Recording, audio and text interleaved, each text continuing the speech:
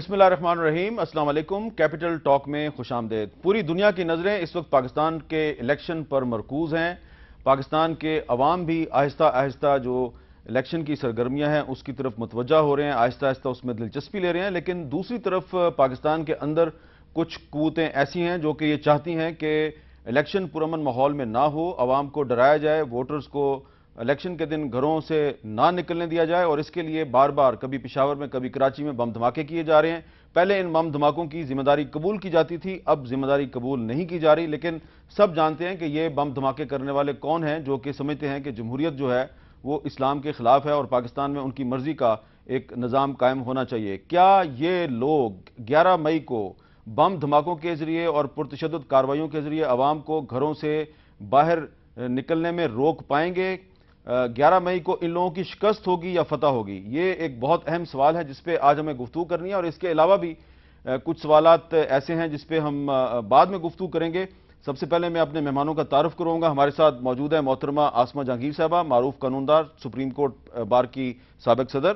جناب احمد بلال صوفی صاحب، نگران وفاقی کابینہ میں قانون کا محکمہ انہیں ملا ہے اب تک جو سرکاری ٹی وی کا دعویٰ ہے اس کے مطابق، اور کراچی میں موجود ہیں سندھ کی نگران وزیر اطلاعات محترمہ نور الہدیٰ شاہ صاحبہ۔ نور الہدیٰ شاہ صاحبہ، آپ ہی سے گفتگو کا آغاز کرتے ہیں۔ السلام علیکم۔ جی وعلیکم السلام۔ نور الہدیٰ شاہ صاحبہ، یہ بتائیے کہ کل پشاور میں ایک حملہ ہوا، اس میں بہت سے بے گناہ لوگ مارے گئے۔ آج کراچی میں رینجرز پر اٹیک ہوا ہے، اس میں بھی رینجرز اہلکار شہید ہوئے ہیں۔ آپ نگران وزیر اطلاعات ہیں سندھ صوبے کی، آپ کو کیا نظر آ رہا ہے کہ نگران حکومت کے لیے الیکشن سے پہلے سب سے بڑا چیلنج کیا ہوگا؟ آبویسلی یہی سب سے بڑا چیلنج ہے، لا اینڈ آرڈر، اور ہماری پوری نگران حکومت کی پوری کوشش بھی ہے، لیکن حامد اس کا حل عوام کے پاس ہے۔ عوام کو ووٹ دینے کے لیے نکلنا ہوگا، عوام کو بیک بون بننا پڑے گا اس پورے دوزخ سے نکلنے کے لیے، اور یہ سلسلہ شاید میں وہی کہوں گی کہ اگر جمہوریت اپنے تسلسل میں رہتی تو یہ سب کچھ اس طرح نہ ہو رہا ہوتا، لیکن اس کا علاج بھی اسی میں ہے، اور میں بہت ہوپ فل ہوں، انشاءاللہ اچھا ہو جائے گا الیکشن کے حوالے سے ماحول۔ اچھا آسمہ جہانگیر کیونکہ صاحبہ، چند لوگ لاکھوں لوگوں سے نہیں لڑ سکتے۔ اچھا آپ کا خیال ہے کہ یہ چند لوگ ہیں، یہ لاکھوں لوگوں سے، کروڑوں لوگوں سے نہیں لڑ سکیں گے؟ یہ بالکل نہیں لڑ سکتے۔ آسمہ جہانگیر صاحبہ، آپ نور الہدیٰ شاہ صاحب سے اتفاق کرتی ہیں؟ وہ کہہ رہی ہیں کہ یہ چند لوگ ہیں اور وہ بڑی ہوپ فل ہیں، اور وہ کہہ رہی ہیں کہ عوام کو نکلنا ہے الیکشن کے دن۔ بات ان کی بالکل صحیح ہے، انسان کو پر امید ہونا چاہیے اور ہمیں اس مرحلے سے گزرنا ہے، ہمت سے گزرنا ہے۔ بہرحال ان کے لیے بھی سٹیکس بہت ہائی ہیں، یہ بھی ہمیں دیکھنا ہے کہ نہ صرف وہ قوتیں ہیں جو کہ ملیٹنٹ ہیں، یہاں پہ ایک کنفیوزڈ قوتیں بھی بڑی ہیں، یعنی کہ یہاں پہ لوگ جمہوریت چاہتے بھی اور نہیں بھی چاہتے۔ مثلا یہاں پہ اس قسم کی لاجک ہوتی ہے کہ جی الیکشن ضرور ہونا چاہیے مگر الیکشن میں پڑھے لکھے آنے چاہیے، یا الیکشن ضرور ہونا چاہیے مگر ہماری مرضی کے لوگ آنے چاہیے۔ تو جمہوریت یہ نہیں ہوتی کہ ہماری مرضی کے لوگ آئیں۔ پھر آپ دیکھیں کہ یہاں پہ اگر آپ نے الیکشن کرانا ہے، ایک جمہوری ماحول لانا ہے اور ایک فضا ایسی قائم کرنا ہے کہ لوگوں کی ول ہو، یعنی کہ لوگوں کی طاقت سے آئے، تو پھر اگر پہلے ہی آپ جھاڑو پھیرنے لگ جائیں بہت سارے اور وچ ہنٹنگ شروع ہو جائے، تو وہ پھر ایک جو اس کا رزلٹ اور پروڈکٹ نکلے گا وہ خالصتاً ایک جمہوری پروڈکٹ نہیں نکلے گا۔ یہ آپ نے جھاڑو پھیرنے اور ونچ ہنٹنگ کا لفظ کیوں استعمال کیا؟ مجھے سمجھ نہیں آیا۔ وہ تو ہو رہی ہے نا، آپ دیکھیے گا۔ دیکھیں، پہلی بات تو یہ ہے کہ آپ میڈیا والوں نے دو چیزیں لی پکڑی، چاہے وہ صحیح ہیں یا غلط ہیں، میں اس کے اوپر بحث نہیں کر رہی ہوں، کہ جی ڈیول نیشنلٹی اور یہ ڈگری کا قصہ۔ ڈگری کی تو اب ضرورت ہی نہیں ہے، آپ ان پڑھ ہوں نہ ہوں، ایک مارشل اور ڈکٹیٹر نے بی اے کا وہ لگایا، اور میں سمجھتی ہوں وہ غلط لگایا۔ جمہوریت میں کبھی اس طرح نہیں ہوتا کہ پہلے آپ لوگوں کو ان پڑھ رکھیں، پھر اس کے بعد آپ کہیں کہ وہ الیکشن میں بھی نہ آئیں۔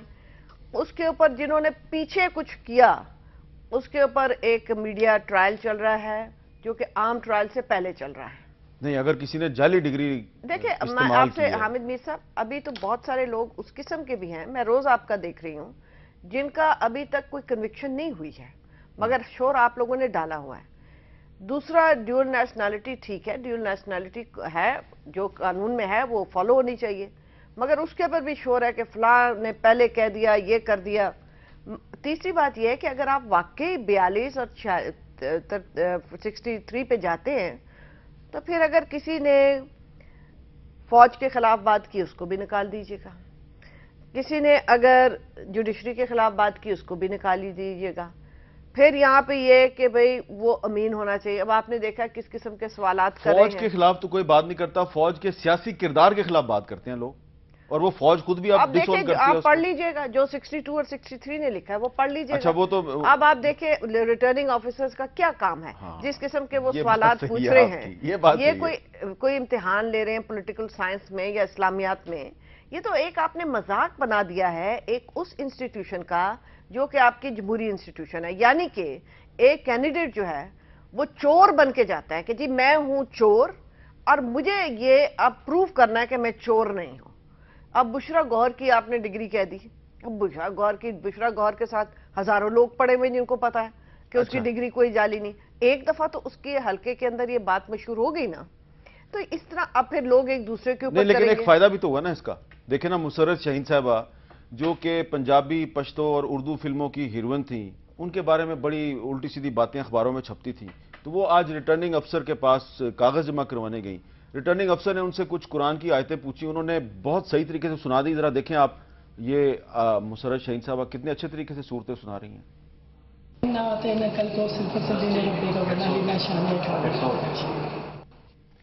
तो ये देखिए, अभी बात खत्म नहीं ना हुई। अब इसके बाद मुसर्रत शाहीन साहबा के बारे में कहते थे जी कि इनका किरदार ठीक नहीं है क्योंकि ये फिल्म में काम करती थी। तो एक सिंध में एक उम्मीदवार जो है उनसे कौमी तराना कहा गया कि आप सुनाएं, उनसे कौमी तराना नहीं सुनाया गया। जरा ये भी सुने, ये क्या हुआ।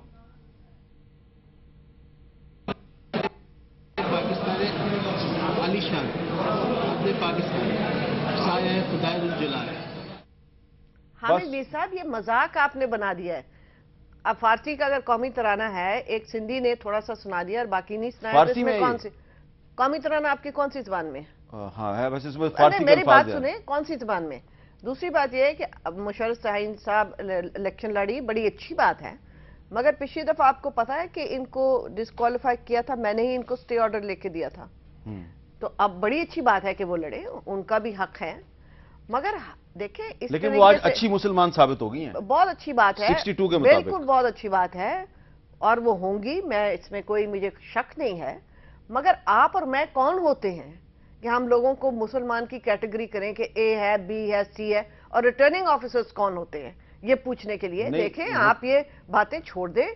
फिर इसका मतलब है कि आप एक असेंबली चाहते हैं उन लोगों की जो कि बड़े रिलीजियोसिटी और रिजिड हों, या वो रटके आए घर से, और उन लोगों की जो कि एक लिबरल, प्रोग्रेसिव, हमारे जैसे सुने सुनाए मुसलमान हों।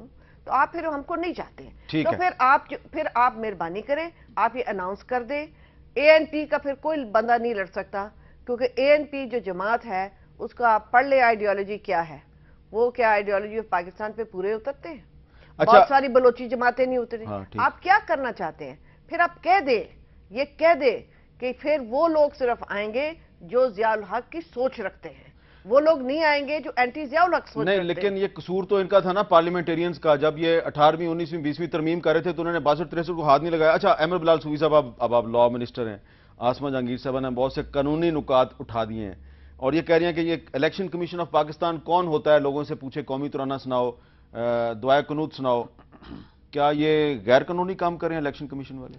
देखिए, इशू है इंटरप्रिटेशन का और इलेक्शन कमीशन की मैंडेट और स्कोप का, और इंटरप्रिटेशन की बेस पर आपने कैसे इंप्लीमेंट करना, ये बहुत बड़ा एडमिनिस्ट्रेटिव चैलेंज भी है। उस चैलेंज को निभाने की एक तरीका अडॉप्ट किया गया, जिस तरीके पर जाहिर है इनका एक नुक्ता नज़र है, कुछ और लोगों का और नुक्ता नज़र है। अब ये मैंडेट इलेक्शन कमीशन के पास है कि उसने इसको इंप्लीमेंट कैसे करना। जिस तरह आपने कहा, बेस्ट तो ये होता कि जब 18वीं 19वीं अमेंडमेंट पास हुई थी उस वक्त इस तरफ भी नज़र जाती और लोग इसकी इम्प्लीकेशंस को उस वक्त एंटिसिपेट कर लेते और उसकी रोशनी में इसको ये रिवाइज करते या कोई मैकेनिज्म डिवाइस कर लेते जो ऑब्जेक्टिव होता, जिसमें बज़ाहिर तौर पर इतनी खुले तरीके से बात ना की जाती, लेकिन लोगों की असेसमेंट हो सकती। अच्छा, अगर कोई सिंधी या कोई बलोच یا کوئی پختون قومی ترانہ نہیں سنا سکتا، کیونکہ قومی ترانے کی زبان بہت مشکل ہے، اس میں فارسی کے الفاظ بہت زیادہ ہیں، اگر وہ نہیں سنا سکتا اور ریٹرننگ افسر جو ہے مطمئن نہیں ہوتا، تو کیا اس کا مطلب یہ ہے کہ وہ اچھا پاکستانی نہیں ہے؟ میں ریٹرننگ آفیسر کی جورسڈکشن کی بابت کچھ اسپیسیفکلی نہیں کہوں گا، لیکن میں یہ ضرور کہوں گا کہ بیسک پرپز الیکشنز کا یہ ہے کہ لوگوں کی کھل کے ریپرزنٹیشن ہو، پارٹیسپیشن میکسیمم ہو، اور لین کرنا چاہیے الیکشن کے ساری مشینری کو اس طرف کہ لوگوں کی پارٹیسپیشن اور لوگوں کے نمائندوں کی پارٹیسپیشن سامنے آئے۔ اچھا، کچھ امیدوار ایسے بھی ہیں جن سے پوچھا جا رہا ہے قرآن میں کتنے سپارے ہوتے ہیں، تو یہ تو بڑا آسان سا سوال ہے نا، اس کا بھی ان کو جواب نہیں آتا۔ وہ آپ کی بات درست ہے، یہ تو بڑا آسان سوال ہے نا، وہ ذرا سن لیں، آپ دیکھیں، یہ بالکل ایویڈنس آپ کو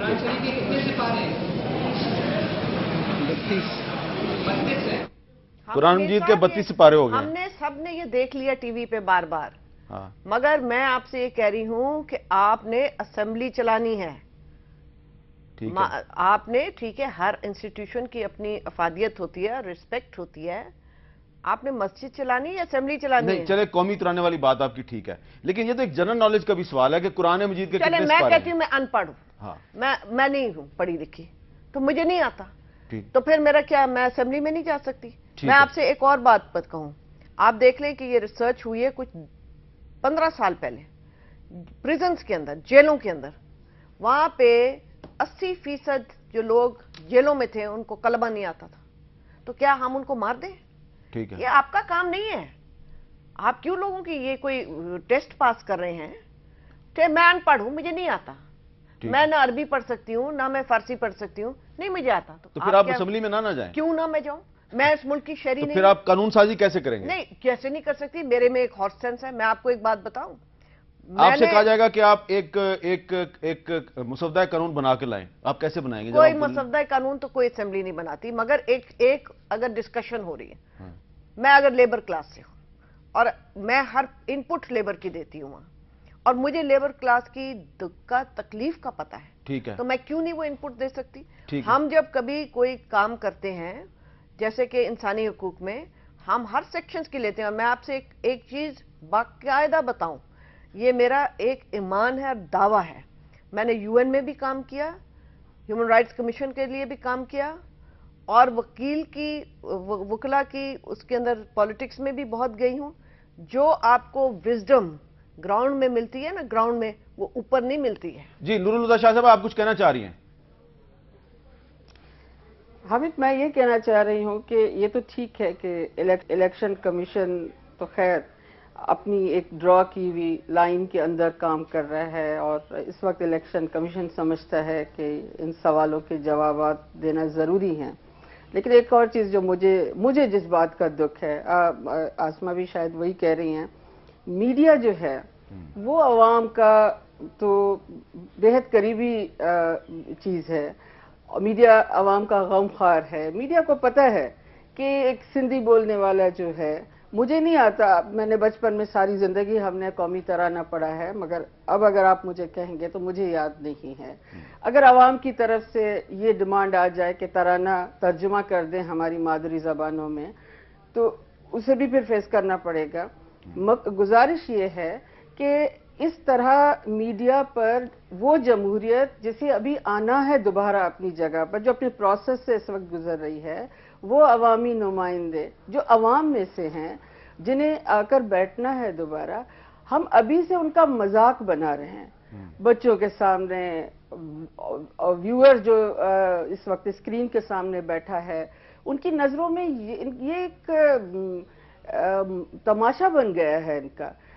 کل جب یہ عوام کے لیے فیصلہ کرنے کے لیے بیٹھیں گے تو عوام اور ان کے بیچ جو بہت بڑا گیپ آ جائے گا، عوام ان کو جاہل سمجھیں گے، عوام بیچارہ خود بہت کم پڑھا لکھا ہے، ٹھیک ہے، اب ان میں سے جو لوگ اٹھ کر آئیں گے وہ قابل احترام نہیں رہیں گے، ان کی کوئی توقیر نہیں رہے گی۔ کم سے کم میرا خیال ہے میڈیا کو اس سلسلے میں زیادہ اس پر ذمہ داری آتی ہے، اس سے بڑا سوچ سمجھ سے کام لینا چاہیے۔ ٹھیک ہے جی، میڈیا کو سوچ سمجھ کے کام کرنا چاہیے، لیکن الیکشن کمیشن آف دان کو بھی تھوڑا خیال کرنا چاہیے، ریٹرننگ افسران کو جو اختیارات دیے گئے ہیں وہ بھی ذرا سوچ سمجھ کے استعمال کریں، کیونکہ میڈیا تو صرف رپورٹ کر رہا ہے، اگر امیدواروں کا کوئی مذاق بنا رہا ہے تو میڈیا نہیں بلکہ الیکشن کمیشن آف پاکستان بنا رہا ہے، جس کے سربراہ فخر الدین جی ابراہیم صاحب ہیں، اور شاید لگتا یہ ہے کہ فخرالدین ابراہیم صاحب جو ہیں وہ ان کو یہ سب کچھ نظر نہیں آ رہا، شاید وہ ٹی وی نہیں دیکھ رہے، ہم صرف رپورٹ کر رہے ہیں۔ ایک چھوٹا سا وقفے کے بعد دوبارہ ملتے ہیں۔